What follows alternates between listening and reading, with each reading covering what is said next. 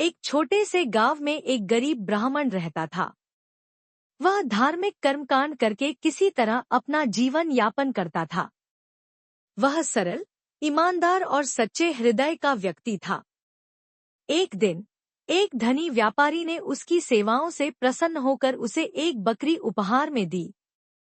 ब्राह्मण बहुत खुश हुआ और बकरी को कंधे पर रखकर अपने घर की ओर चल दिया। रास्ते में 3 चालाक बदमाशों ने उसे देखा। वे भूखे थे और बकरी को चुराने की योजना बनाने लगे। वे जानते थे कि ब्राह्मण सीधा साधा व्यक्ति है, इसलिए उसे चालाकी से डराकर बकरी छुड़वाने का उपाय सोचा।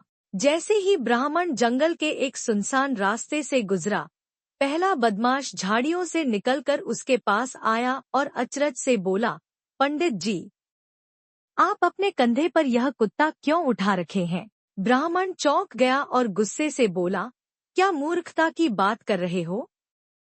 यह कुत्ता नहीं, बकरी है। बदमाश ने सिर हिलाते हुए कहा, ठीक है, अगर आपको ऐसा लगता है तो मैं कुछ नहीं कहता। ब्राह्मण उसे नजरअंदाज कर आगे बढ़ा। कुछ दूर चलने के बाद दूसरा बदमाश रास्ते में आ खड़ा हुआ और हैरानी जताते हुए बोला, अरे पंडित जी, यह क्या कर रहे हैं?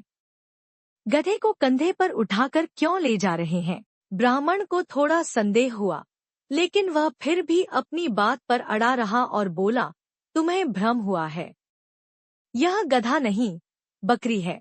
बदमाश हंसते हुए बोला, अगर आपको ऐसा लगता है तो ठीक है, लेकिन मैंने आज तक किसी को गधे को कंधे पर ढोते नहीं देखा।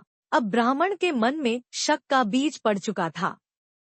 वह थोड़ा घबराया, लेकिन फिर भी आगे बढ़ता रहा। कुछ ही दूर जाने पर तीसरा बदमाश सामने आ गया और जोर से चिल्लाया, हे भगवान!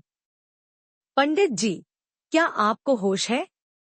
आपने कंधे पर मरा हुआ बछड़ा उठा रखा है। अब ब्राह्मण पूरी तरह डर गया।